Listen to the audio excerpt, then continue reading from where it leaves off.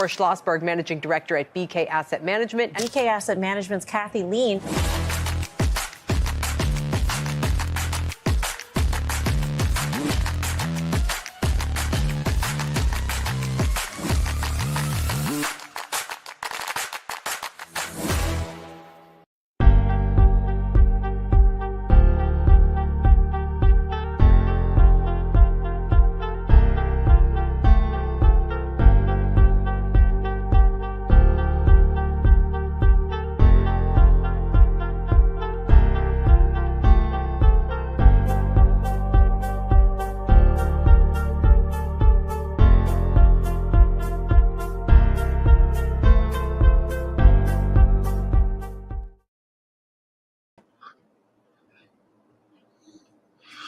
All right. What can I get? All right. Good morning. Good morning. Good morning. Everybody give me a sound check. Let me know if you hear me okay. How's everybody doing? Hello, hello, hello. Give me a sound check, guys. Let me know if everything is good.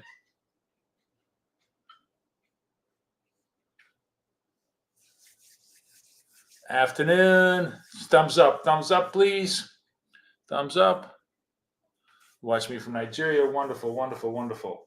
All right, we're ready to rock and roll. 5 minutes to go to the CPI number. We got everything rolled up. I've done a few pre-CPI trades with trend, as you can see here, just basically clipping. Let's put ourselves to the calendar. Just kind of give everybody a warm up as to what's going on. CPI forecast 0.2. Last time was 0.3. 0.2 would be good. 0.1 would be awesome. 0.3, 0.4. Market's really not going to like that. Yesterday, PPI, which is the producer price index, came in soft. Came in at 0.2, which was very good. That helped to bounce the market initially. Generally, basically, the whole point is, if we don't have an inflationary threat, I think you're going to see a positive bid. If we do have an inflationary threat, it really puts a crimp on stocks for a couple of reasons.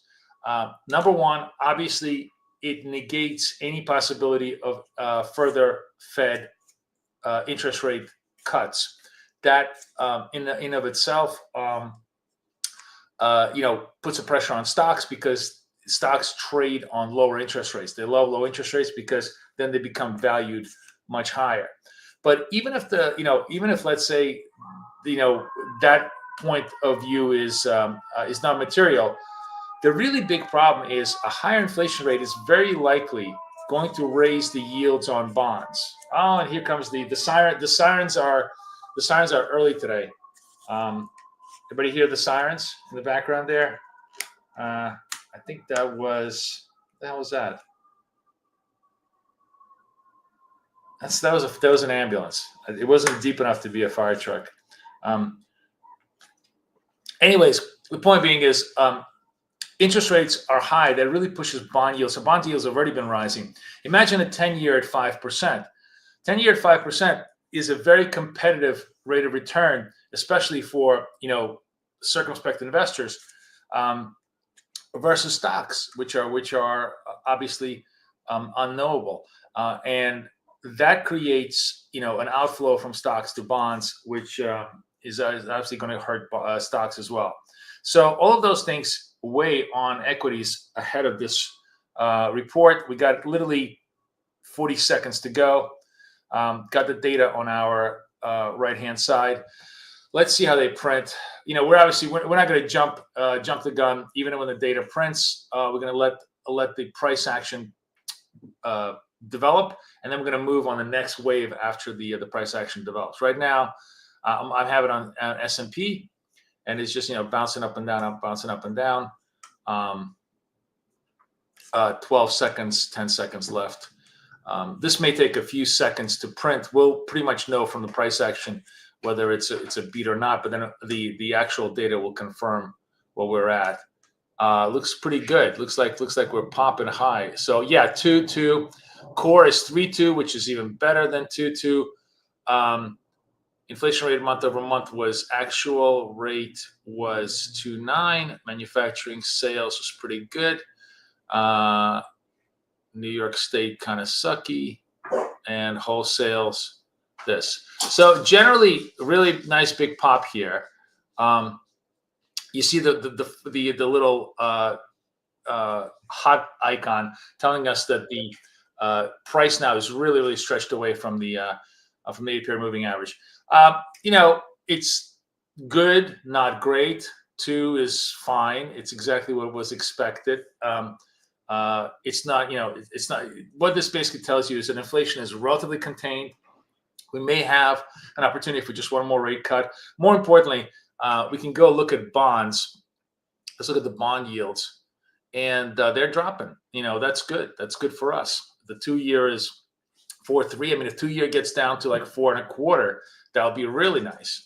The 10-year, obviously, under the 5, still dropping. Those of you who, by the way, want to follow yields, really simple. It's US 02Y for the 2-year, US 10Y for the 10-year on TradingView. You guys see that on my watch? It's really the only thing you need aside from equities to kind of keep yourself alive. So, okay. It was mildly positive. Let's see what NASDAQ is doing. NASDAQ is reacting more positive. NASDAQ is always going to react more positive to good yield numbers because NASDAQ is much more sensitive. And that, if you think about this, S&P has a dividend yield, right? So because S&P has a dividend yield, it's kind of cushioned against the volatility of yields. NASDAQ is just pure capital appreciation. So the lower the yields, the better the NASDAQ. The higher the yields, the more difficult it is for NASDAQ to generate. Because remember, the lower the yields, the higher the price earnings ratio, which is what keeps NASDAQ rising. The higher the yields, the more price earnings ratio is going to compress, and that creates just a really negative tilt on NASDAQ. We are going. Looks like we're going into super trend. You see, we're up 30 basis points above the moving average separations already. Really separated. Wow, look at this distance. It's just it's obviously we're at 70 basis points separated on the moving average in NASDAQ. So yeah, both situations kind of really rocking. What I told you that when something gets highly overbought like this, it's actually much more of a buy than it is a sell. Not my kind of a trade, but absolutely this is a reasonable long trade here if you're a good momentum chaser. We're going to just wait a little bit cautiously here and see what the good fortune brings. In terms of the trade that we're looking for is where it comes back, drops, catches up to the moving average, and then retakes the moving average back to the upside. That's the trade we want for the continuity trade. But for now, it's just a pure momentum trade. If you're a pure momentum trader against this positive news, this is probably worth maybe another, 10, 20 more points, maybe even all the way to 21,300 before it kind of finds an exhaustion point. But it's fun to trade these momentum moves if you're a momentum trader. Anybody long? Did anybody got long off the news right now? Yes, no?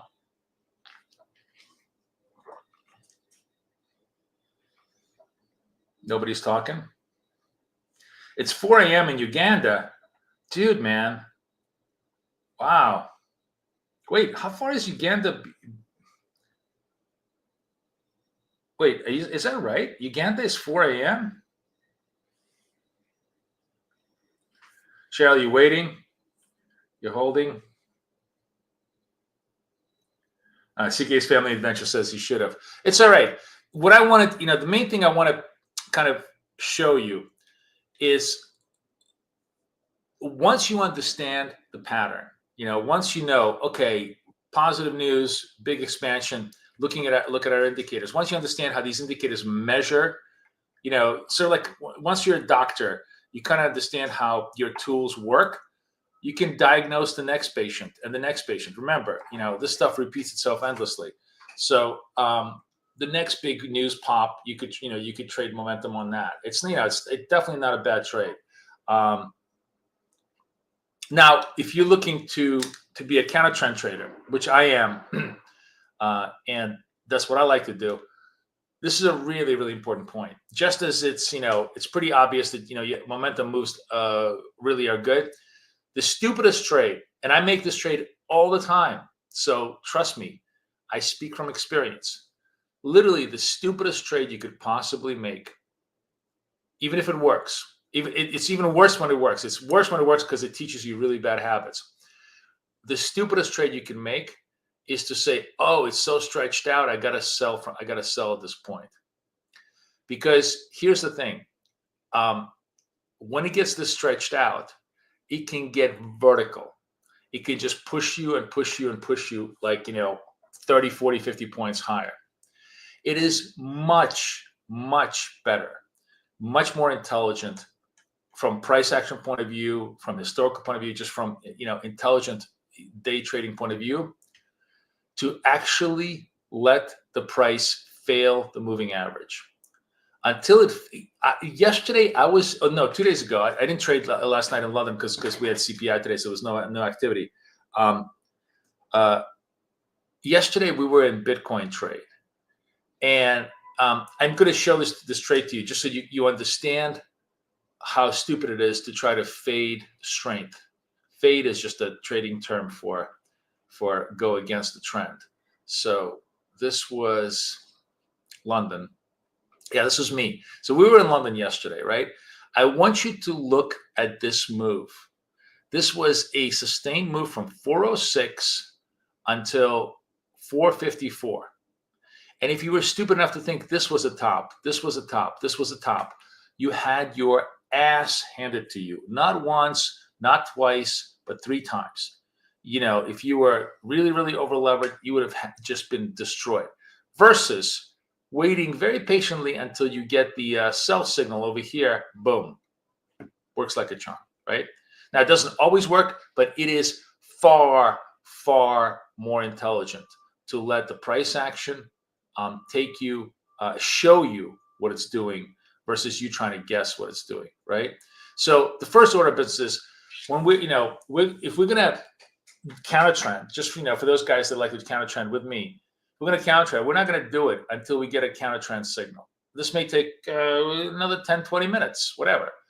This thing could really, really push itself. It could consolidate right now, maybe go to 980. This is the S&P. We're actually going to do. I like doing the S&P just because Nasdaq really gives me agita. Nasdaq is just such a brutal trade. So we'll probably do this on the S&P on the fade, but we could try and do it on both if we have the opportunity. Am I still bullish on gold? I haven't even looked at gold, guys. Honestly, let's look at gold. What has gold done? Gold actually, look at gold. Gold has just not had a great look at this. So this was low CPI, presumably positive gold. This has been a story with gold, and gold has just been sell the news story. I'm looking at gold right now, and remember, another great, interesting thing that works quite well is if the news is positive, but the technicals are negative, that's a super good negative trade. Like the more positive the news, the more negative the price action, the more something is going on there that really helps you. So like right now, a really interesting trade for us on gold would be the first red candle. One of the things that I kind of, you notice the chart is really, really clean, more or less. I kind of cleaned up my chart because for my own personal preference, I said, here's what I'm going to do. The only trend trade I'm going to take is the first cross on the moving averages. So this is like, for example, if this, imagine we didn't have news in front of here. The first cross on the moving averages here was this red candle. That's the one I would take. If when it broke up to the first cross on the upside here was actually at midnight, I would take this cross and no more. That's it. That's just all I'm doing because I'm not a good trend trader and I'm only going to take the absolute juiciest, earliest trade on this trade. As a matter of fact, actually, it's interesting. I'm looking this. So this is a crossover, and we should have a a positive move here on gold. If gold holds above this moving average, that's actually going to give us a relatively decent trade. But it looks like gold is sort of dying a little bit over here. You know what we can do? Let me. The easy way to do this is I'm going to duplicate this. So I want to duplicate the chart, right? And then we can watch. So this is NAS just soaring, soaring, soaring. S&P soaring, soaring, soaring. NAS, I'm very confident. Did NAS hit the 300? Almost went. Yeah, I think it did. With 313. That's another reason you don't fade the NAS. Then we can go back to gold and see if gold is able to eke out a positive move. So far, no. So yeah, gold has been a much more muted trade. And I think it's going to take. Gold is really consolidating at this point. Yeah, no, I'm not really looking at it because it's not been an exciting trade, right? When you're in a consolidation mode, Fred, there's not really a lot of movement in gold, right? So I look at it third. I look at S&P first, NASDAQ second, gold probably third, right? Speaking of which, do we have a reversal trade here? Not in the S&P yet. Do we have a reversal trade in NAS? Let's see. Not yet.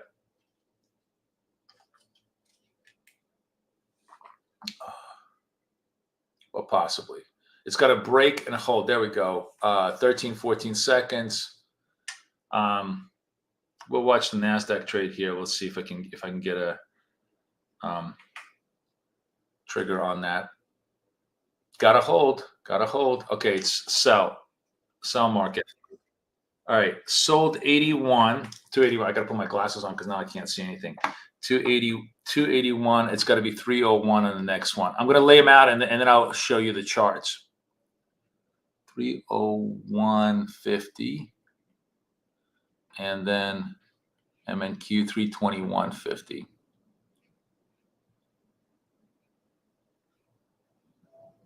$21.50. Okay, so let's go back to the charts. I'm going to show you the MNQ. These are all my my layers on NASDAQ right now. We'll see if this, if this signal works. Let's see what the S&P is doing. Is S&P? No, S&P is still not giving us a signal. So NAS gave us a signal, but we'll see if it creates a turn here for us.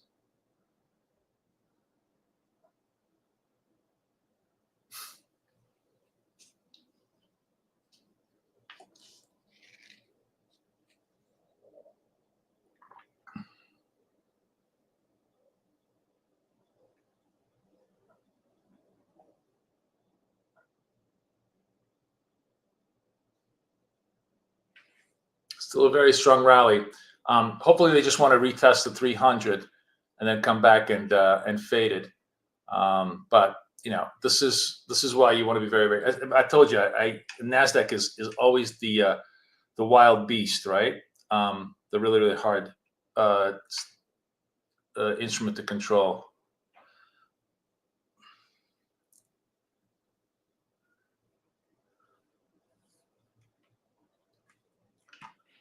How's the S&P?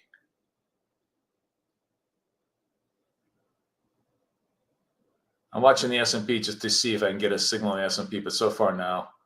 I'll keep an eye on NAS.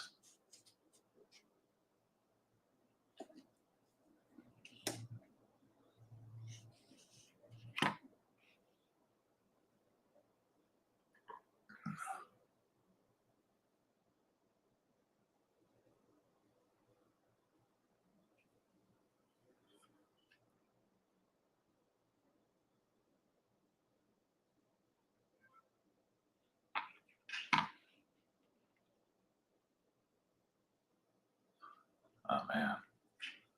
Brutal.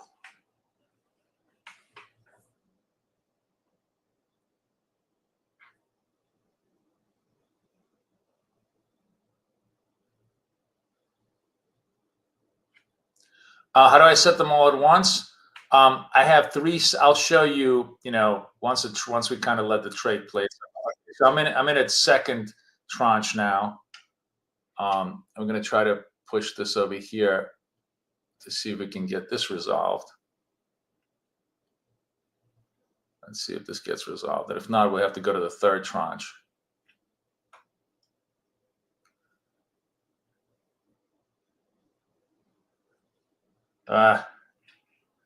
This is brutal.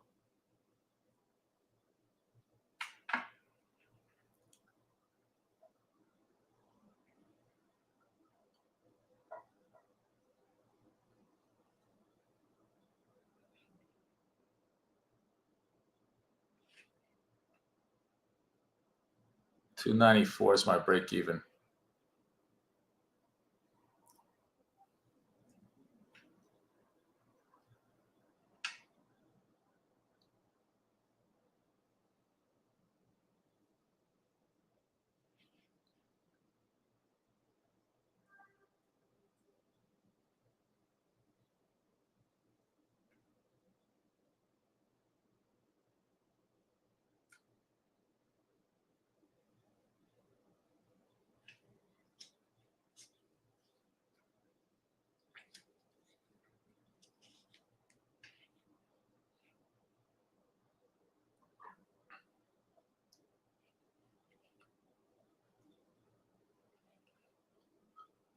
Probably going to go to third tranche at 321. Let's see if that tests it. We'll see. The day's high is 320, so we'll see if we can play it here.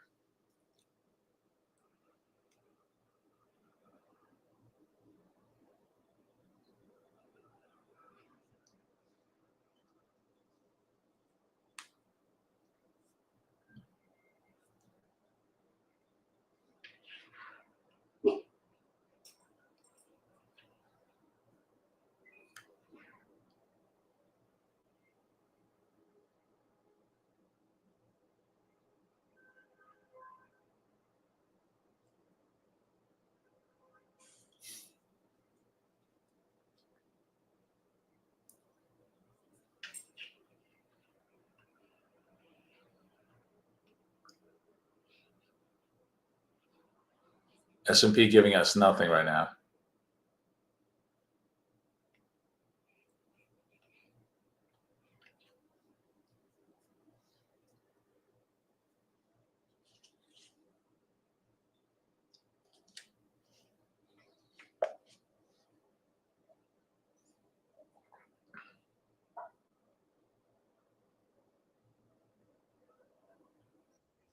Third tranche, and now we're all over there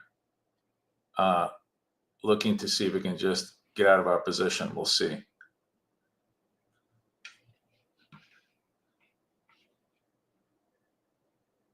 $310 is the break even.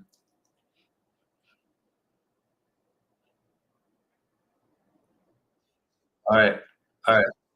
I blew out of all of this position pretty much at break even, because obviously this was a much more difficult trade cycle than needed to be. Now the cool thing is, this is what I was going to tell you. Okay, you got out of break even. Thank the trading gods. The point is that instead of trying to milk it, because it may actually drop and give us a profit. That's fine, because now we're flat. Right now I'm flat. Now I have no capital at risk. Now, if I get a second counter trend signal, I can initiate the whole process all over again with fresh position, no risk on the trade. And if the first one works, great. And I can also hopefully maybe get an S&P to start breaking down. So when you get to the third tranche, you are no longer looking for profit. You're looking to just get out, break even, nice, clean, and regroup yourself. To basically trade to live another day, or live to trade another day, which is fine. That's kind of like the reason for the third tranche. Now I'm watching the S&P because I like the S&P the most here as a signal. So it's 4-5. We're going to watch the S&P here. If it stays. I'm short 73.25, and then I'm going to try and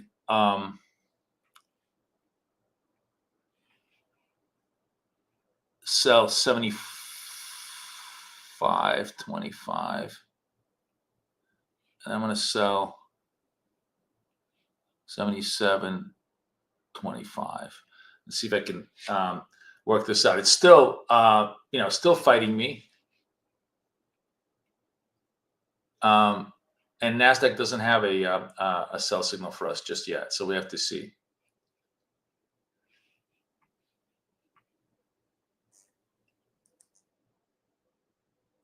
Now I'm doing something interesting with the S&P that I'm going to talk to you a little bit about later, but let's just watch the trade for a second.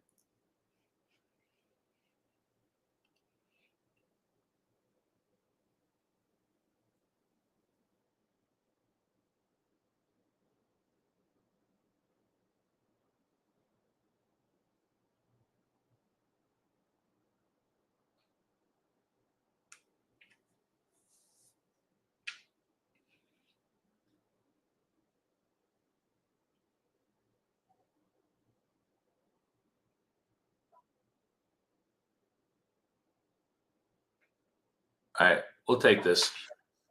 We'll take it almost at the full point, get out of position. And it's a good example. Now, by the way, let's look at NASDAQ. Oh, man, NASDAQ, this is interesting. So NASDAQ, unfortunately, this is a tough little signal here. It literally broke on the moving average. So it did not, it has to be below moving average in order to trigger this. It was flat. It was like a neutral, like it literally ended on the moving average. So it didn't give us a sell trade here.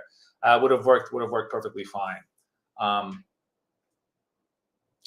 If you're sort of willing to gamble, you could probably take the trade here still.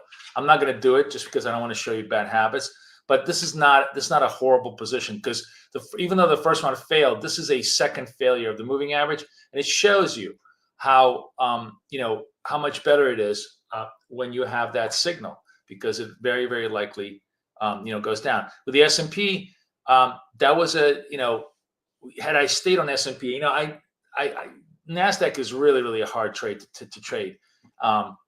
It's like going 200 miles an hour in a motorcycle down the highway versus driving it within a nice big Mercedes SUV on the S&P 500. S&P 500 is just going to be a lot less volatile, cleaner trades. But NASDAQ is always exciting, so we take it. But it's much harder to trade it. So NASDAQ, that trade really, really took us to the limit. And as I said, by the way, this trade could have resolved fully into profit if I just let it go, and it didn't matter, because my whole point at that point was I need to get out, trade alive, so that I can go make profit on the next trade cycle, which is exactly what you want to do. You're trying to just trade the best trade cycles there is. So Christoph was asking me, how do I set up all these trades all at once? Let me show you I have, in my trade of 8, I just simply have 3 ladders, and then each one of these ladders has separate stops and targets for the S&P, for NASDAQ, for gold, right? Various ticks and sizes. And whenever I switch to each tab, it has that particular stop and target for this one, for this one, for this one. So this is 1 size, 2 size, 4 size, various stops and targets. And the instruments are in the tabs. The stops and targets are attached to each tab, and the volume is attached to each column. And I have a 3-column setup. That's all I do. That's what makes it so quick for me to be able to do it. So was that helpful to you, Christoph?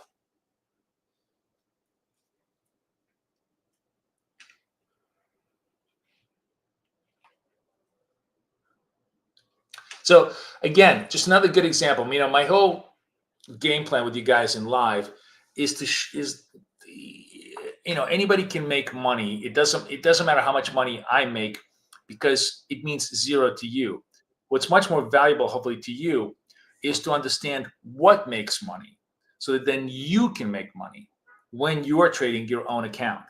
And what makes money is quality signals from the indicator combined with proper contextual analysis. Like, what is contextual? Contextual analysis is like understanding, this was news, so the flow in news is going to be really, really strong. You probably, if you want to trade momentum, you could probably take, trade the flow in news. Understanding what all the stuff on the indicator means. We're now in what's called super trend in NASDAQ, which is a situation which by the way, I didn't have that signal on here, but if I put the super trend mode on right here, you could see that there was a nice clean buy over here. There was actually a continuation buy here that would have worked super, super nice. My biggest flaw is I like to trade counter trend, but if you're trading if you're a trend trade trader, you could have taken this trend trade, this super trend trade, and you would have been really, really great. You could have just gotten rid of all the counter trend stuff, right? You took out the counter trend stuff, and you were just in trend mode. These are the trades you'd be looking at. Here is the what's interesting is that we don't have a super trend signal in S&P right now. It may be coming up. The super trend signal in the S&P is going to come up if this moving average gets broke up to the upside. So we can watch that and try to trade that if we want to. So it creates lots of really clean things.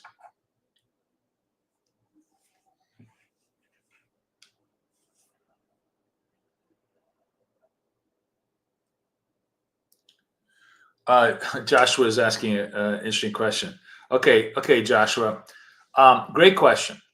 Why are there always big movements within 5 minutes at 8:30 every day? So first of all, it's not every day. If you look at the charts, it's not every day, but it's quite often. Quite often at 8:30 in the morning, New York, you have these big movements. Anybody want to chime in and explain to Joshua why that happens?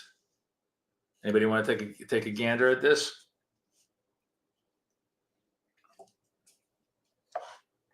So, Joshua, the reason why this happens is because at 8:30 in the morning, it's typically the official release time of all major U.S. governmental economic data. I'm watching the super trend signal, guys. If this goes green and completes green, in other words, the candle confirms, we'll go long because this is super trend long. Let's people want to trade long. Let's trade long. Let's get let's get physical. So Joshua, my point is that it's U.S. economic data coming in. Okay, I'm going to get long here. Buy. All right, I'm in at 72 now on the long side. The next trade will be at 69. And the next trade below that will be at 67. Okay, let's see if this works. Here we go. Sorry, it's on this chart, and we're over here. So I'm trading kind of a very, I'll explain as this trade develops why I'm trading a very tight little formation here. And, we'll see if it works. And if it doesn't work, it's okay because this is a pretty tight formation. And because I'm doing the S&P, I'm going to explain to you how there's this interesting way for me to do this. But we're trading pure trend stuff. Let me get rid of the counter trend signals here and just show you pure trend stuff. So what is the signal that I'm doing. So Joshua, the short answer is it's big economic data. News moves markets, and that's what creates the situation. Okay, that's why at 8:30 and occasionally at 10 o'clock. Sometimes we have really big economic data at 10 o'clock. But that is why you're always going to see these huge price spikes in all assets, in equities, in Forex, in gold, as a result of governmental data. Okay, does that answer your question? Does that answer everybody else's question? Everybody clear on that?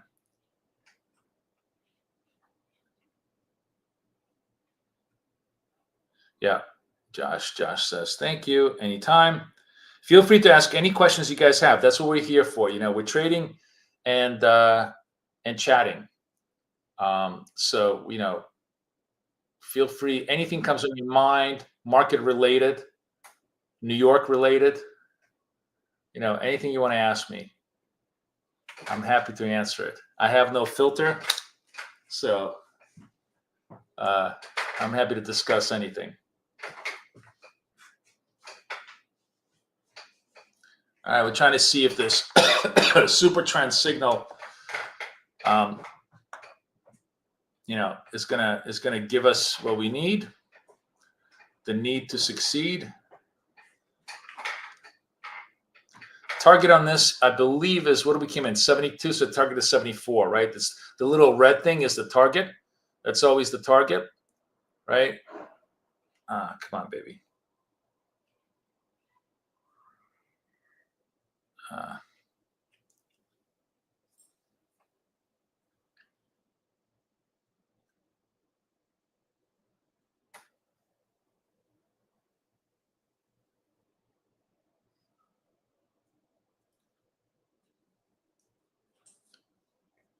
Okay.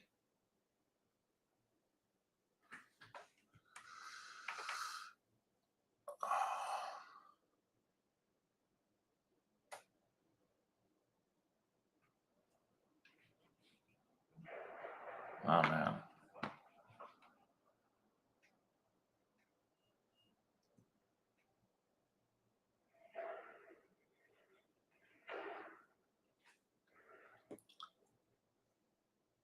There we go. Thank you. Exit. We're done on the trade. Okay. So it's a lot of questions. First of all, Fred is telling me gold is running. So let's just take a look at what's happening in gold. Okay, wonderful. No, we don't have any signals in gold, so I will let it be, Fred. But yeah, I mean, you're right. It held the 200 SMA, came back up. Like remember I told you we were looking at this idea, but at that time we were in NASDAQ. I have a very hard time generally, unless I am doing NASDAQ and S&P, which are two very correlated assets. I have a hard time holding two trades at the same time because it really, takes your focus away when you're short-term trading. So we could have gone long gold here. That would have worked just as well. But it's not a, it's not a situation that we wanted. Anyways, I want to talk to you a little bit about various risk parameters that. Oh, Christophe! Hey, my friend. Okay, look at this, guys. Look how nice that is. By the way. Thank you. That's good job. Everybody give Christophe a clap in the room, please. Right? He just passed the 50K val thanks to BFF. BFF is the scalper. You see, the BFF scalper is what we're using. For those of you who want to know what BFF stands for, it stands for Be Freaking Focused, or Be Effing Focused, which is the real meaning of it, because we are from New York. If you want to get the Apex account, be sure to just QR this code, or I'm just going to put the link in here. And then I want to talk to you a little bit about some thoughts I had on. Make sure you use our code because you're going to get a massive discount that way in perpetuity, right? In perpetuity, which is really, really great. Once you use it, you're good to go. So let's talk about interesting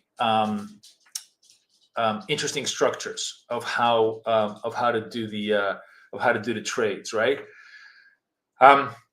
You guys know that I do something called tranche trading, which is just a fancy French word of saying that I trade in portions. My first trade is never my final trade, and generally I trade in 3 portions: 1, then size 2, then size 4. So it's 1, 2, 4, and then we have a terminal stop underneath it, right? That's why you see my orders kind of stacked, and then there's like a big red line, the final red line underneath it, right? And there's 100 different varieties of flavor of how you can do this, right?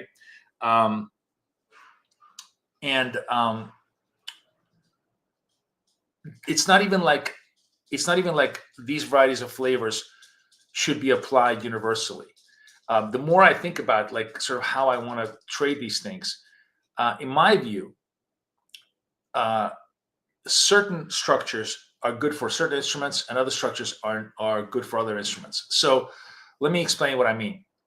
If you're trading in these kind of tranches, right, you could have the following structure. I'm just going to use 10 points, 20 points as an example, just or like 1.2 points is kind of an example to just understand. But you will proportionize them to each instrument. So if you're trading let's say you're trading 2-point target, 2-point stop, like a 1-to-1 risk reward kind of a structure, right?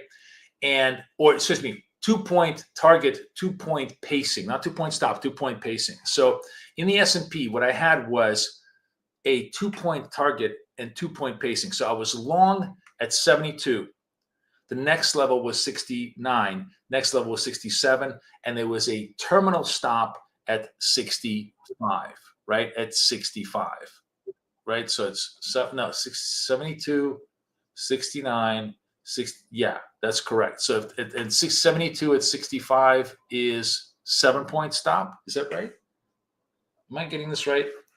No. I screwed this up. Fuck. Sorry. The 2-point, I knew I screwed this up. 72, the next level should have been 70. Next level is 68, and the terminal stop is at 66. So from 72 to 66 is a 6-point vertical drop. You're essentially creating a pocket of 6 points of sliding that you're hoping it doesn't breach, where you're going to be catching all those orders and they're going to pop back up and you're going to be able to resolve them. And the reason, obviously, of course, is because if you create that kind of a structure, you have a much higher probability of resolution. So if you sort of do it in this kind of a 1-to-1 ratio, what happens is your maximal risk, I believe, is 11, right? So you're minus 11 units on the stop out. So obviously, that's a very, very big risk. Your first exit is going to be +1. Your second exit is going to be +2.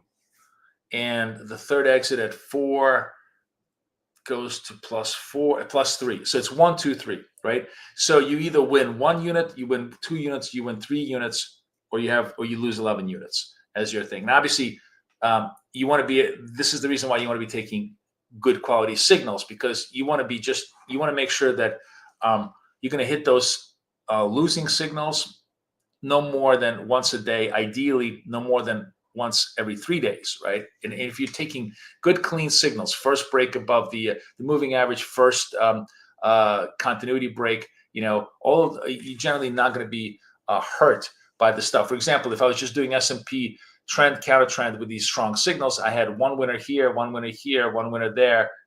Prior to that, I had a couple of winners too. They were all sort of clean winners. So now you have, like, let's say 6, 7 winners. Some of them are 1s, some of them are 2s.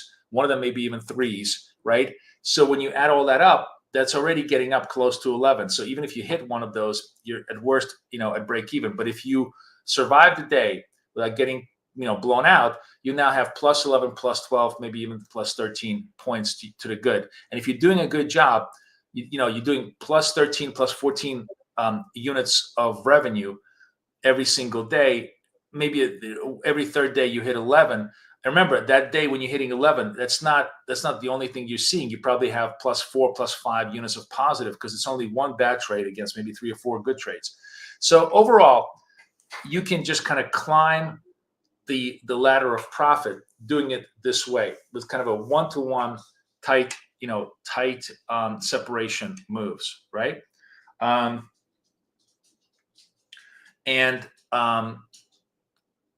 That's one way of going about it. Another way of going about it, right? Another way of going about it is something that a lot of people probably going to find very much dear to their heart. And I'm going to talk, right now, we're not going to take any more trades, because I just want to let you guys know, from 9 to 9:30, that's the market open. It's dick around time. We are not going to, it's just a waste of time to even try to trade this, because they're going to whip your ass. We made this commitment that we're not going to trade between 9:15 and essentially 9:40. And I don't give a fuck what happens. It's always a sucker game to try to. It's like a 3-card Monty. They show you a signal and they rip it underneath you, almost always. So, but we're not going to trade until 9:40 again. So it's a good time for us to discuss all of these various parameters. So in this cleanest a 1-to-1 structure with very, very tight parameters, you're effectively creating, to me, the S&P is like the perfect instrument for that kind of a structure, right? A more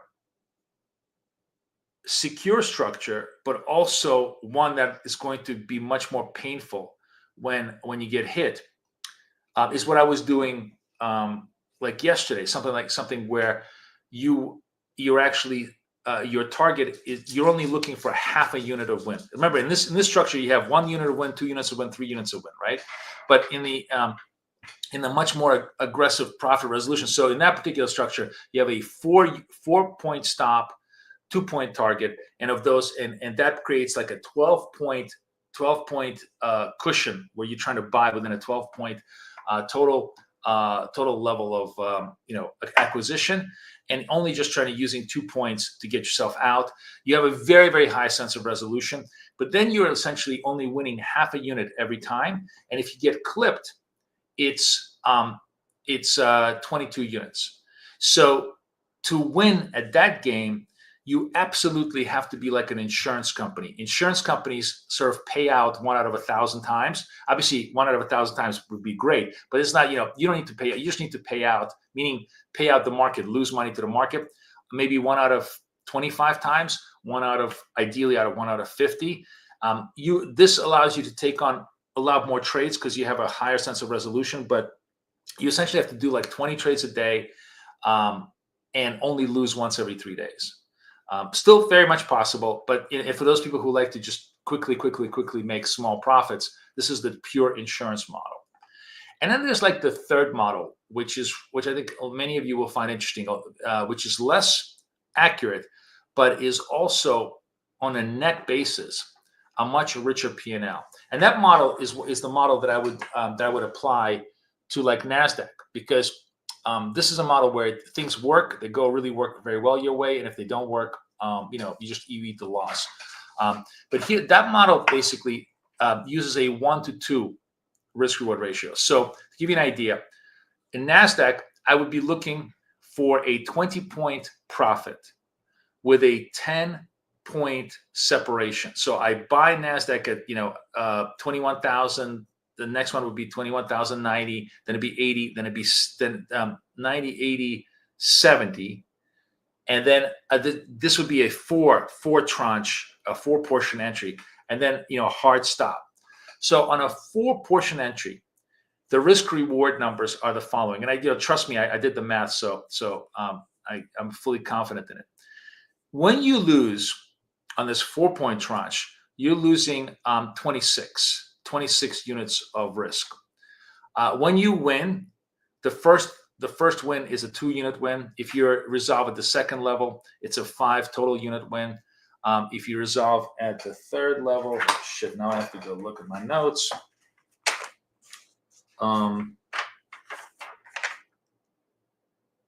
At the third level, it's 10 units of risk win. And at the fourth level, it's 23 units of risk win, right? So your worst case scenario is 26 units of losses, but your possibility of wins is 2, 5, 10, 23. Now, obviously, you're going to get stopped out if you're lucky just once a day. But because you have this whole much wider, much bigger possibility of P&Ls, the wins on the units that you win, where you trade, you basically looking for 20-point win in NASDAQ against kind of a 10-point, division, 10-point portion. It really racks up. Like when I was looking at the back channels, you're making like 20, 30 units of wins in NASDAQ against like maybe 4 or 5 units of wins when you're using like a half unit, much more conservative situation. So it all depends on how you like it, but it just creates lots of different ideas. And this is, by the way, those of you guys, I saw that yesterday we did a Well 360 offer, and a lot of people joined us for my coaching, which is going to start next week. So I'm going to give you my coaching discount over here. And this is obviously something that we're going to discuss in much greater detail. And I'm going to teach you how to do these various constructs in my coaching. So if you want to join it, I will be starting it next Tuesday. So come hang out with me. All right, there's a lot of questions here. No, actually, that's false. Who is it? Premise is saying, just to clarify, the TradeAway platform doesn't allow trading several accounts simultaneously if stop loss and target profits are indicated. That's not true. No, I trade lots of different accounts at the same time. No, each account is each account. Stops and losses are totally no, unless you can show me something different. I've done this many times. Sometimes I run 2 or 3 accounts. I have trades in one account, trades in another account, and they're all running differently.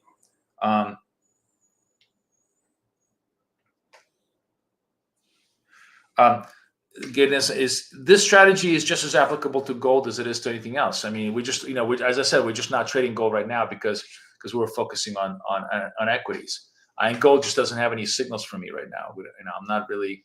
It's not. It has strong trends. Let me see if it has any counter trend signals, but nothing. I mean, gold actually had a counter trend signal over here that would have been okay, that we could have taken. But I was just talking.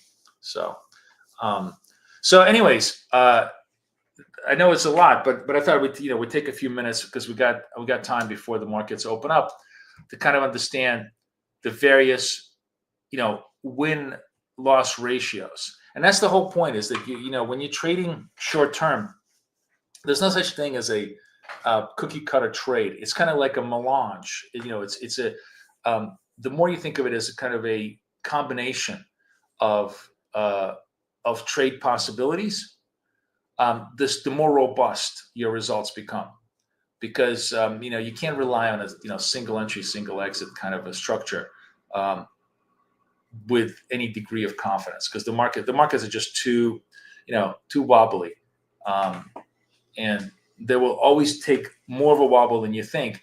But if you have that whole pocket of absorption, you can just absorb all that wobble until it comes back into the direction that it is meant to go.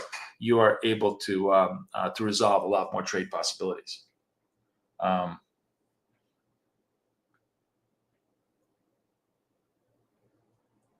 The code for December, is that still good?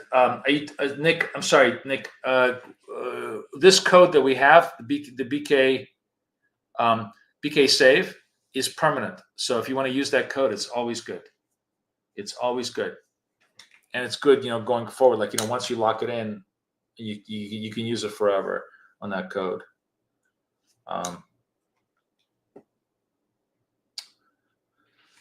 So you want to see what people are saying on Twitter? Let's see what they're all saying on Twitter. Any analysis of the CPI? Zero Hedge today had the funny nomenclature. They call it CPI. What is that? Oh shit! I forgot.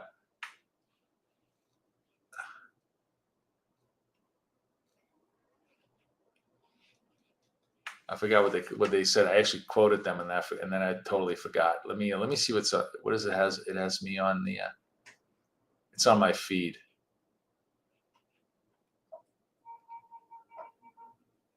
Oh, it's just me right now. Hey guys.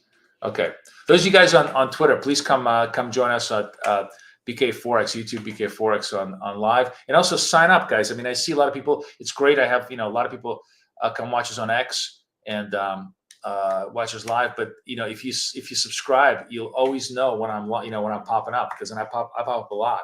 I mean, we have a schedule, but sometimes we'll even add trades to the schedule. All right, Uncle Joe is suing Elon. Consumer prices soared over 21% under Biden. Yes, that's not a surprise. Let me see if I can do this on my own feed. If I go to my profile, I'm just curious. I know it was such a clever little thing. By the way, if you're on my Twitter feed, you can see the general schedule of when we're trading. Okay, almost always. So yeah, ZH calls it can't print indefinitely. That's what I was looking for. That was funny. That was I thought that was a funny comment. Can't print indefinitely. So inflation is cooler. Nothing else going on. Let's see if Forex Live has anything intelligent to say. What happened to me here?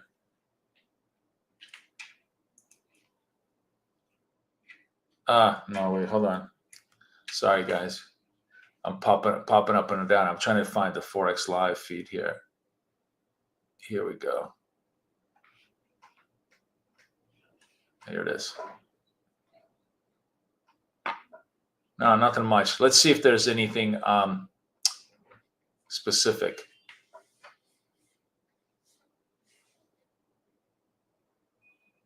Wow. Energy was a big contributor.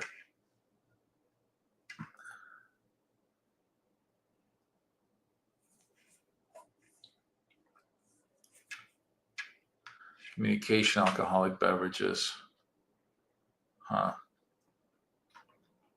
Core CPI 3.2, still pretty hot. Core CPI really pretty hot, and it's really energy. I mean, that's going to be interesting to see if the Trump administration is going to be able to push energy prices down. I don't know if you guys heard, but Scott Bessent, who's the new Treasury Secretary of the U.S., had kind of like the 3-3-3 program that he wants to bring in, which I believe was 3 million barrels per day, $3 a gas, $3 a gallon gasoline. I forgot the other three. Let's Google this. We have a 5 minutes before the market opens. Let's. I forgot what Bessent's 333. That's what it is. Look at that, everybody already. Bessent's 333. What is his plan?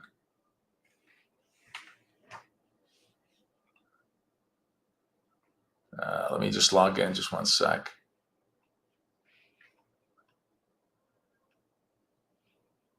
Use my hedge fund wife's Wall Street Journal account.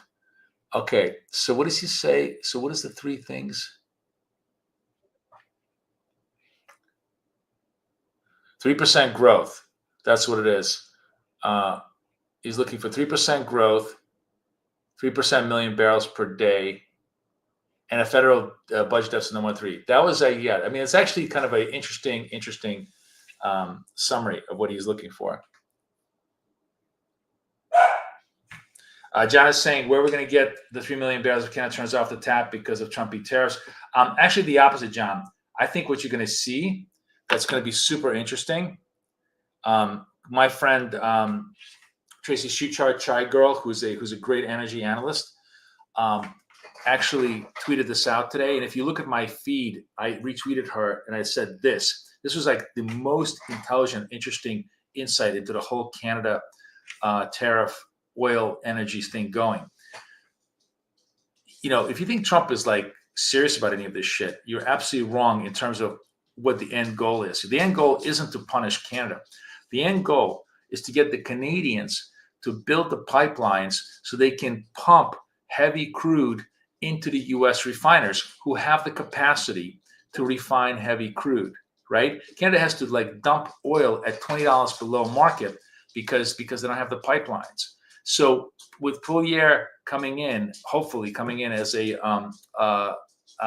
conservative prime minister, they're going to greenlight all this construction. And once they open up that tap, man, the whole North American continent will be an energy bonanza. Not only are we going to be able to tap all the Canadian heavy crude, but all the LNG, and you have to understand, like this is within the madness, there is a method. So the idea is to use Greenland as essentially a depot for LNG to Europe, which means that Russia can go kiss Trump's hairy ass at this point in terms of making Europe dependent on Russian LNG. You basically cut the beast at its head. We become the dominant LNG producer by having a toehold in Greenland. Canadians pump heavy crude, and we are the dominant energy producer going forward. I mean, that's what's so cool about it, if you think about how that goes. So that's the game plan. We'll see if that goes through. But Besson is a smart guy,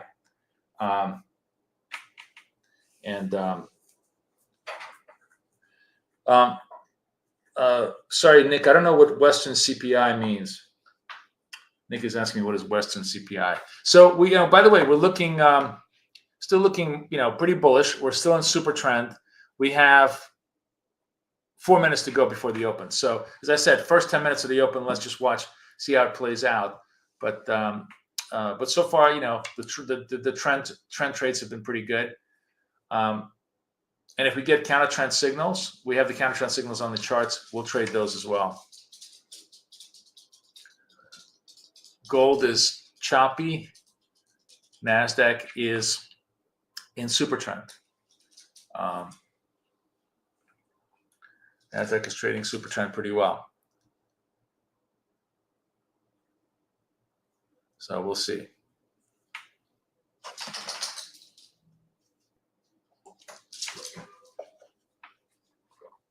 Any other questions?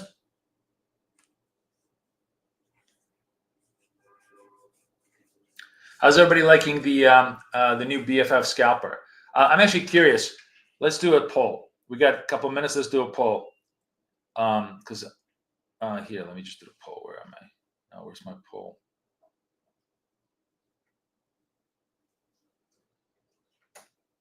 Okay, start a poll. Do you mainly trade BFF scalper trend or counter trend? I'm interested in how you guys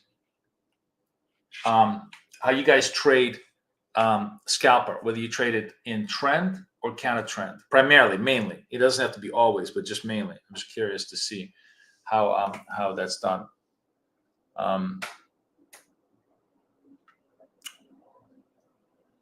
2 minutes to the open as we get there. John, are you Canadian? John C. Where is anybody Canadian in the room right now? Is everybody going to tell me that I don't know what I'm talking about? Because I'm happy to hear other points of view. You are. Where are you from in Canada, John?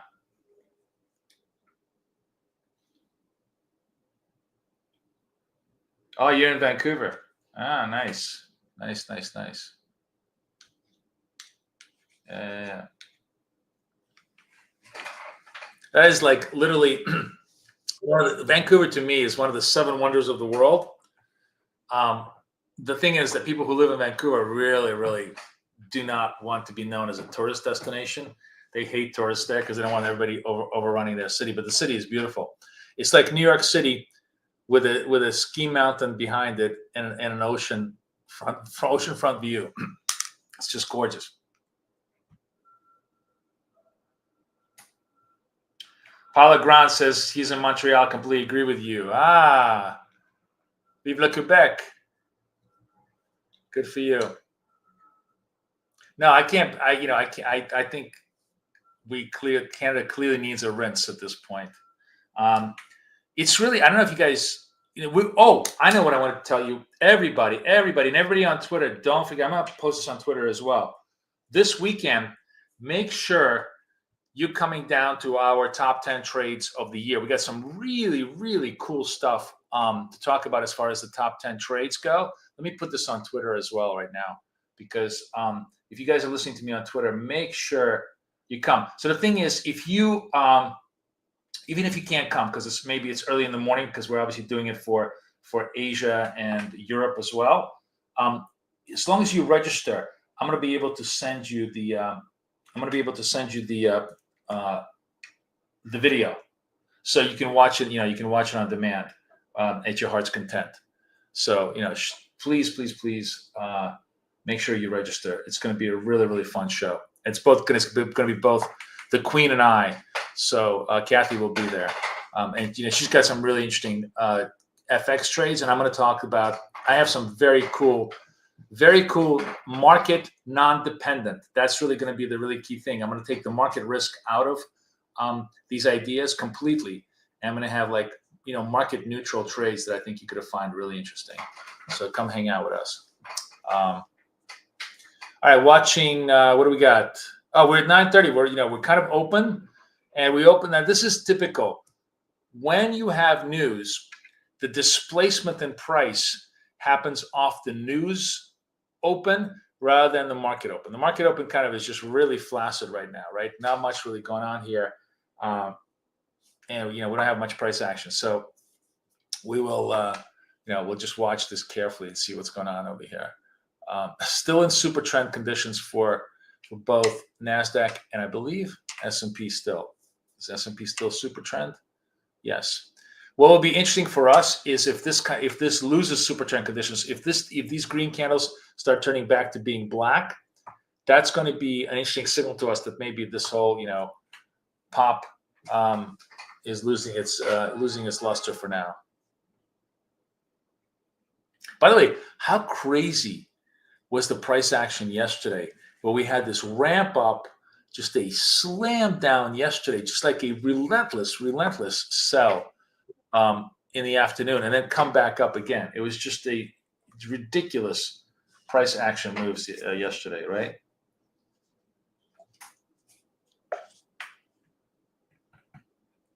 All right, recovering a little bit of trend here. No signals for us just yet. Nothing much really going on here. 9:32. Does feel like they want to go higher. I mean, it feels to me like these are the news highs, and it'll be interesting to see if they take out the news highs. That's going to be a pretty positive signal that the market wants to go higher. The news highs in NASDAQ are around that 328. Yeah, so they're going to make that run for 328. We'll see.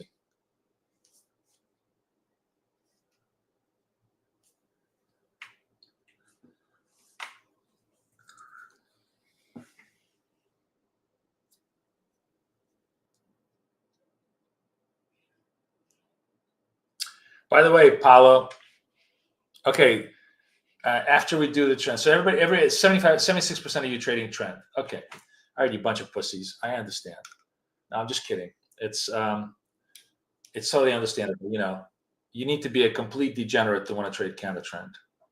But I tell you, that's great. And I hope you guys like it. Give me some thumbs up, because as a trend mechanism, I think it's really, really working well, right? As a trend signal generator. Tell me you like it. Tell me you like it. Give me some validation for the 45 hours this weekend that I spent coding this thing. I literally was like an ADHD child. I was like lockdown, 15 coffees. My daughter coming, I'm ignoring her. My wife coming, I'm ignoring her. The dog's getting ignored. Everybody got ignored this weekend. But I did it all for you.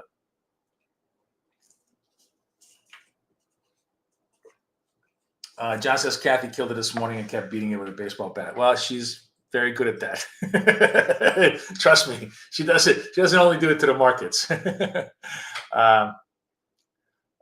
She could have a second career as a dominatrix. Absolutely.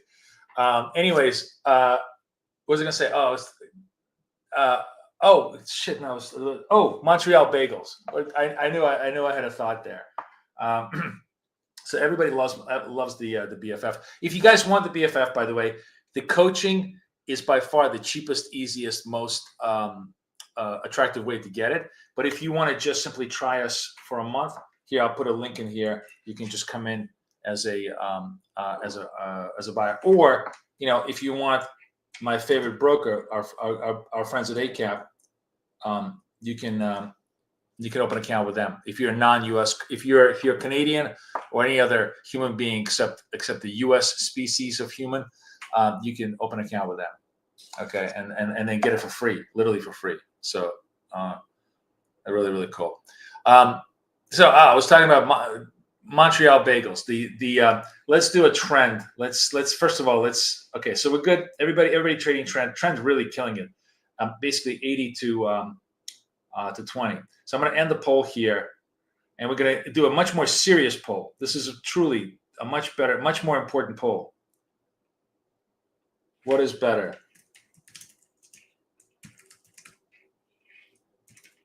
I wonder if you can. I'm actually curious. Just 1 second. Let me see if I can do this. Yeah, you can.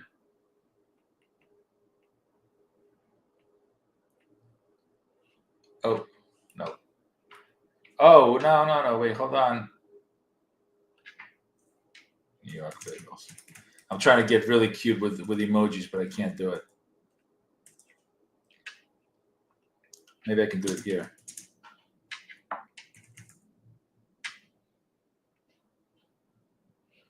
Yes. All right. Here's the poll. Are you guys seeing why is the poll? Is everybody seeing the poll? Oh, no, hold on. Wait.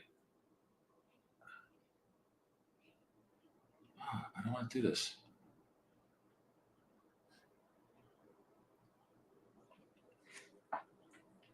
Neither. All right, I'll do a third option here because I'm forced to do this right now.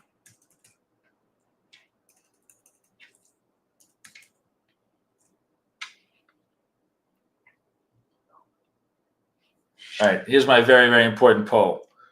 What is better, Montreal bagels, New York bagels, or neither?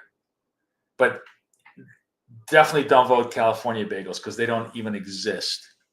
But if you've ever had a Montreal bagel, I think you would agree, even I as a New Yorker, that they are superior. They're freaking awesome. Watching the trends here, guys, we're kind of, giving up a little ground here, right? Still a lot of distance here. The super trend doesn't get black until we get to 30 basis points. It's really, really stretched out. So I think there's probably more trend trades to come in here, but we have to wait. We're gonna have to wait.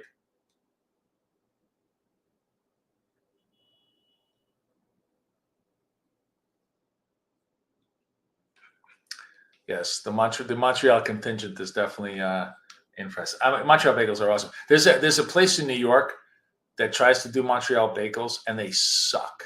Like it's just like I guess like people in California try to do New York bagels, and they suck. You can't replicate the product outside of the place where it's at, right? Just like there is not ever any good Mexican food in New York. I don't give a shit if you come from Guadalajara personally and you make everything from scratch. It still tastes like ass compared to California. I've never had good Mexican food in New York the way I've had it in California. Like you cannot have a quesadilla in New York the way I've had it in California. It's awesome. Just like you're never going to come close to getting a bagel or a slice pizza in California that's even remotely as good as it is in New York. See you later, Paulo. We're kind of a little slow, guys. Not much trading going on, but that's the whole point. We're not going to take trades. I'm really trying to not take trades randomly. There is an opportunity here. The only opportunity that I'm watching right now is we're still in super trend. We've had a little bit of a sell-off. If they recapture the moving average here, that certainly gives me a legitimate trend signal here. Same thing with NASDAQ. We're still in super trend. We had a big sell-off over here on the move, and if we recapture the moving average, it's a reasonable trade here in NASDAQ. I'm actually watching this right now. Let's put these.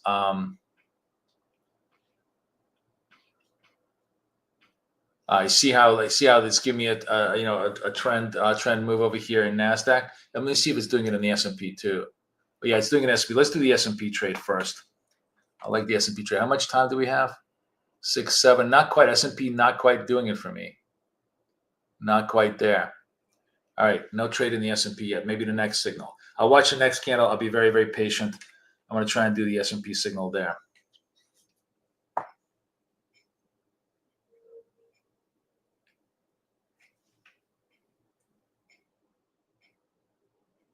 No good Mexican food in Paris either. Paris, I'll be honest with you, my wife loves Paris, and I do too, but it's actually all French food. Like, they don't have any good other food besides French food, and French food gets very tiring after like 2 or 3 tries, you know? Like, I actually think it's one of the most overrated cities for food. Oh, the S&P really, really popping here. I got 15 cents. Okay, we're going to have to chase this trade. This is actually a pretty good trade. All right, let's give this a shot. Okay, in at 68. Next level would be 66. And next level would be 64 on this structure. Let's see if this works for us. Big breakout candle. Not, I don't love buying big breakout candles because they can retrace all the way down and still essentially be a trend trade, but we're chasing it. Let's see if the chase works here. Let's see if the chase works here. Okay, you know what? I'm going to take it here. We took a small profit. It probably would have gone all the way full to, it does go to 70, but it was like a big trade. There it does go to 70. But it's, again, just a good example of like, look, this is a trend signal. You wait for that, you take it, you have a really reasonable chance that it works. I could have also done it in NASDAQ. I just simply, again, I don't have time to do both, but the NASDAQ trade was actually much better. NASDAQ trade was 51. This would have been a really, really clean trade. But all of it just, the whole idea is just to do good quality trades all day long. And you can pick those. You're in really good shape. So far, 3 for 3 on all these trades. Could have had a little bit more. I'm sure Fred wants me to look at gold. Gold is doing nothing. Gold had one reversal signal here, and so far, nothing so far. As far as gold goes. Gold, however, so this is a thing that I like to look at. If I am in a situation where the 8 period has broken the 200, we're just beginning, and we're going to get this strong trend signal as the first strong trend signal in an instrument. The first break below 200, the first break above 200 is a signal I like to take. That's a high quality. That's the only trend signal I really kind of want to look at, aside from when we get into the super trend mode. And that's very tradable. So here I would need maybe, this thing needs to slip down. We'll see if it does and if it gives me a signal. But gold is just really not that interesting. It just died. If it doesn't have a lot of volatility, it doesn't really matter what signal it sends. It doesn't have a lot of continuity. By the way, look at the S&P. That I gave it up a little too early. We could have had the full Monty, but still pretty good.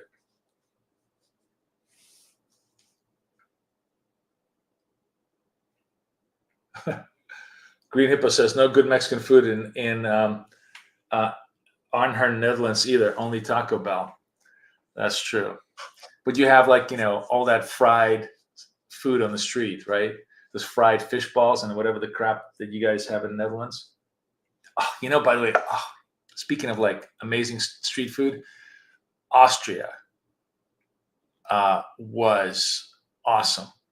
And Vienna, they have this I forgot the plots. It's the big amusement park in the middle of Vienna, which was originally apparently the emperor's playground, and then emperor's circus, and he turned it over to the city of Vienna. It became this huge compound of games and fun. But the first stands there that sells the wieners, the Vienna sausages, the best. So good. Dr. G says he took the full ES trade. You're my man. That's the whole point. The whole point is for you guys to trade better than I do. But you guys are getting the good idea. I mean, the whole idea with me in terms of our live trading is we try trade, to show and trade setups, right? Because as I said, it doesn't really fucking matter what I do, because I'm going to trade afterwards. I'll make my P&Ls. It really is immaterial how much money I make.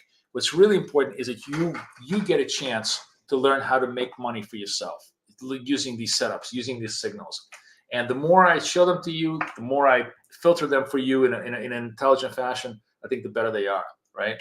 So this was a good quality, clean trend signal off of the extreme oversold. Now we're overbought. Now we're challenging, by the way, day's highs, right? Nasdaq still hasn't hit the day's highs, but if we break through here, that keeps us very firmly in the super trend position, and allows us to have possibly more trend, super trend signals down the road. So pretty cool.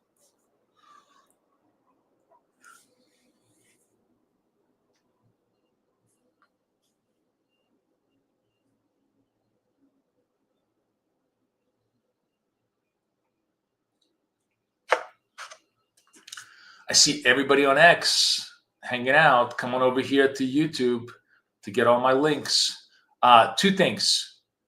This weekend, 7 a.m. New York. I know it's brutally early, but if you're in Europe, it's really great for you. And if you're in Asia, it's really, really great for you. That's why we're doing it. Our whole 2025 preview.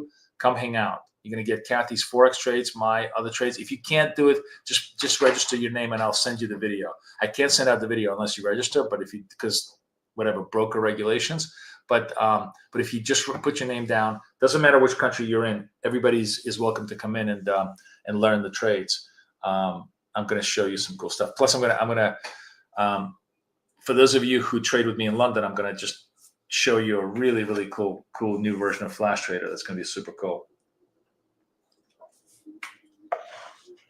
Oh, Enzo, you took your first trade after a 10-day break, and it was green. Would you? So what happened? Oh, you just gave yourself a rest. Enzo, you're so Italian. You're like, I'm going to take a siesta. I had a few problems trading.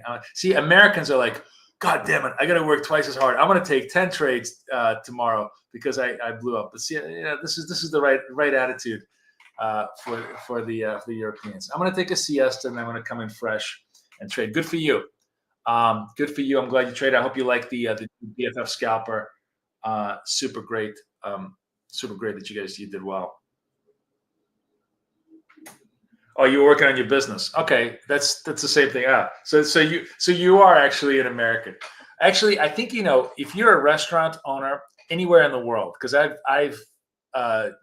my misspent youth, I spent a lot of time in the restaurant business, which is very similar to the trading business, in the sense that it's just pandemonium. There was like very little difference from running back of the house in the restaurant business than being on a trading desk. It was just the same amount of pandemonium, except people used to throw staplers instead of hot dishes at each other. But the same shit, or hot food at each other. But the same idea. Anyways, what I was gonna say is, if you're in the restaurant business, you never rest. It's a 365-day year business, and it's brutal. You got to really love it. Gotta really love it. Look at the nice overbought. This is, again, for those of you who are momentum traders, right? Again, sort of this idea where you get these big overbought conditions in a super trend. Those are actually excellent continuity trades, right? These trades over here kind of show you there's more potential, especially around the. Now we took out the day's highs. Now we really took out day's highs. We have positive news flow. Price action is just not budging to the downside. There's no reason to fight the man, right? You don't have to do what I do what the old John Cougar Mellencamp song says. I fight authority. Authority always wins. That is my personality in a nutshell. But even I have learned not to fight authority until I can get a chance to beat it. So this is definitely not the time to fight authority.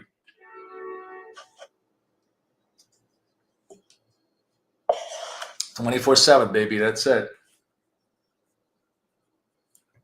What's the name of your restaurant, Enzo? For anybody who's in London, I want them to come to go to your restaurant. What's the name of your restaurant? Type it out. Let us know.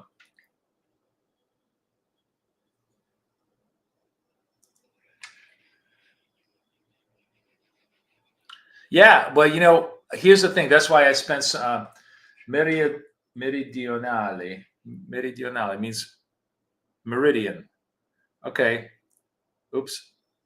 This is Enzo's restaurant in Italy, in London. Go eat there. Go eat there and talk trading with him. I'm sure he'll love it. What I was going to say, so it's Enzo's telling me that, you know, the new indicator is a beast. It is. It's literally can do almost anything, or it can do very little things. It can just be very, very clean and simple. Like right now, I have it in a relatively clean, simple format. But whatever it is, it's really, really useful. It gives you as little bullshit as possible. Every signal on that chart generally is meaning behind it that has potential for profit. Very few of these signals miss completely. You know, of course, there's always going to be a situation where they're going to miss completely, but very few of them.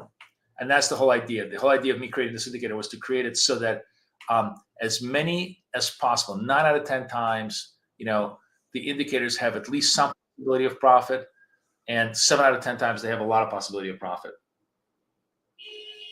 Oh, it means from the South. Oh, I love Southern Italian cook. Oh, really? It means from the South. Okay. Okay, Paysan. Thank you very much. Enjoy. Go have fun running your restaurant today. Everybody go visit him. I'm watching the NAS now, because we know we are in super trend, super high moves here. Same thing with S&P, I believe, right? Got to be safe. But what I'm watching for right now, the only possibility for us now is going to be, for me, is going to be these counter trend signals. So let me make sure that I have it actually set up properly. Do I have the counter? Yeah. Yeah, I have the counter trend on there. Okay. So if this appears, that will be a relatively decent trade for me to do. I'm going to be looking to make that trade.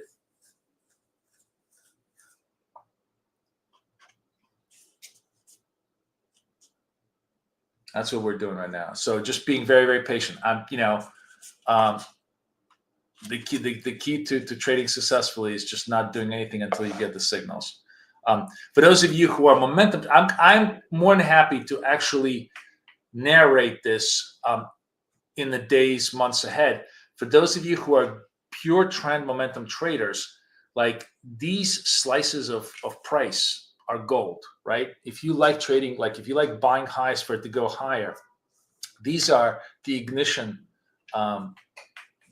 signals for these kind of moves. They're really good. Okay, I'm getting possibly a counter 59 seconds, full minute for me to do this. Again, I'm going to try and do this in my tight on the S&P, in my tight search formation. The other thing that is very, very tough about counter trend signals, and I might be a victim of this right now, is when the actual signal candle is so big that it eats all the profit possibilities. Like if this thing goes like 4 points in the candle, it's kind of like eats 2/3 of my profit possibilities. But so far it's okay. Like if it's around these levels, I'll be happy to short this. As a matter of fact, you know what? I'm going to short this right now. These are pretty good. I'm short 75s. It works. The next level is going to be 77s on this, and next level will be 79s on this. Here's the. I'm a little bit early. What happened here? What did I just do? Oh, I went through the 2 levels. I went through both levels. Okay, I went level 2, and now I'm going to be at level 3. So I sort of pulled the gun a little too early, but let's see what I can do here. Okay, 1. Let's see if I can resolve this trade. If not, it's gonna trigger me at level 4 here, and we'll see if that works. This was, as I said to you, I was a little bit concerned about the fact this was such a big move on the trade. But let's see. And beautiful. And we resolved it. Okay, cool. So I did this just to again, explain to you my tranche system. I went in a little too early. I sold over here. I should have waited until over here at 77. That would have been my first entry. But, I didn't quite in the heat of the battle, you don't quite always get the best entry. That's why you have 2 or 3 entries. So I went in, second entry also triggered. Then the whole 3 lot came down. And I actually was, again, a little bit too fast on the trigger, but I did resolve everything nice and positively on the move. And this is the 4th setup of our trading together where I didn't do a damn thing until I had a signal. And then, then I executed. Now, of course, you all know that I suffer from premature execution half the time because I'm getting out too fast. But for those of you who are just following the rules cleanly like I am, you're doing a great job.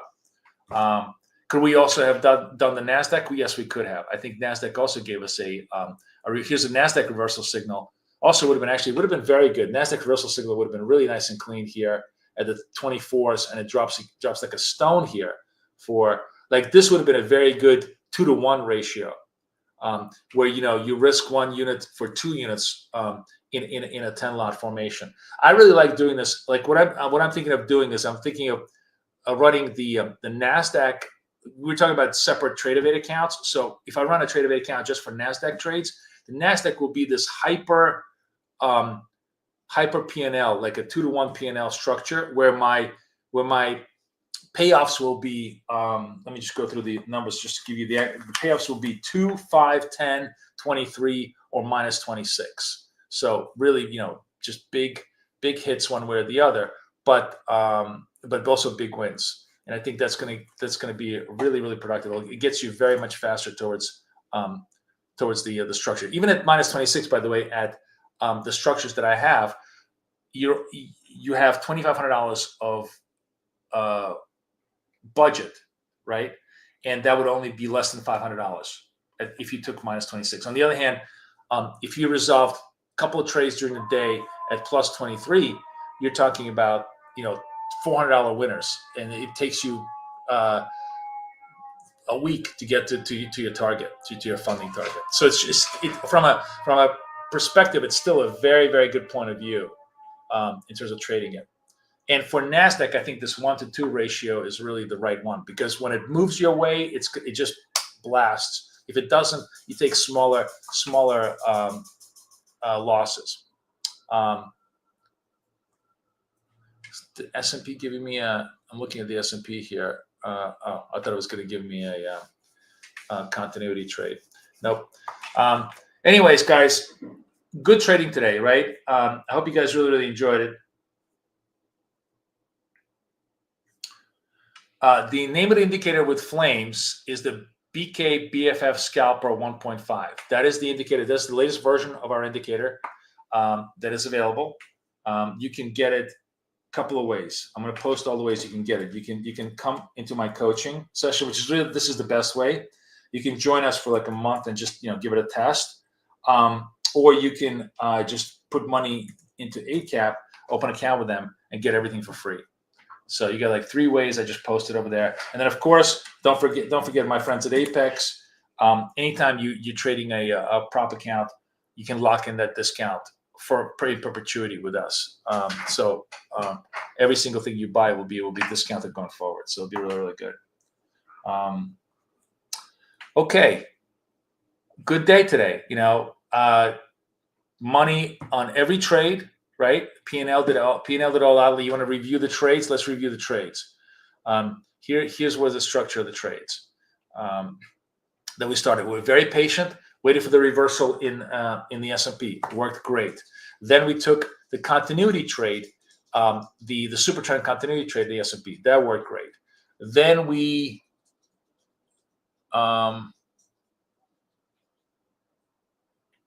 took this kind of this continuity. This was you can't see it because it's like here. This was a continuity trade over here in the S&P. We took that continuity trade, trend trade, that worked, and then we took a reversal trade and that worked. So literally 4 trades in the S&P, all of them worked. Then looking at NASDAQ, we didn't get a chance to do much because we took a reversal trade here, and it took us basically to break even. And it just, it was just very, very hard for us to resolve it. And then we moved on to the S&P. But we could have taken the reversal trade here, would have done well, and we could have taken. We wouldn't have taken this trade because this was in that no-go hour before the market opened. But here was a continuity trade that would have worked, and here was a reversal trade that would have worked, and here's another continuity trade that would have worked. There's just a ton of trades that you can do. The only thing I will say as a negative for this, and whether you determine it's a negative or not, is that honestly, you want to do this well for a couple of hours a day. You really need to do it, or at least for me, I can't like multitask. Although if I had like 4 monitors, I guess I could put the second monitor on there. I find it very hard unless I have eyes on both charts at the same time to trade two instruments at the same time. Oh, sorry, the dogs have gone crazy. So what I find is that it's much better to just focus on one. Let's say I'm only going to trade Nasdaq, and Nasdaq, of course, would have been a great trade right now for all these P&Ls. Okay, guys, I thank you so much for hanging out with me. It was a lot of fun. We do the same thing tomorrow, like 9:30 as always. Thank you for trading. Green Pippo says he made 52 pips on gold today. We haven't even paid any attention to gold. What I say about gold, I told you what I really. We don't have a signal. That's interesting. No signals on gold here. I was looking for the red signal, but I guess there wasn't a retrace signal. But remember I said to you the gold, the first break of the SMA over here, I would have gone short here. So this would have been at 703. This would have made money if you took short. The first signal would have made you money. So yeah. But that's the main thing is that when you're trading these kind of short term, this works beautifully on every instrument. The only trade-off is you really want to focus on one instrument and make it your game day play. If you trade one instrument, then I think you're going to do really, really well. Okay, my friends, again, thank you so much. A really, really good day. Hit every one of our trades. As to our specs, I will see everybody tomorrow.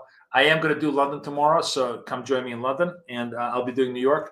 And be sure, let me do one last thing, which is come join us for the 10 trades of 2025. Okay, over and out. Everybody enjoy. Thanks a lot. Bye bye.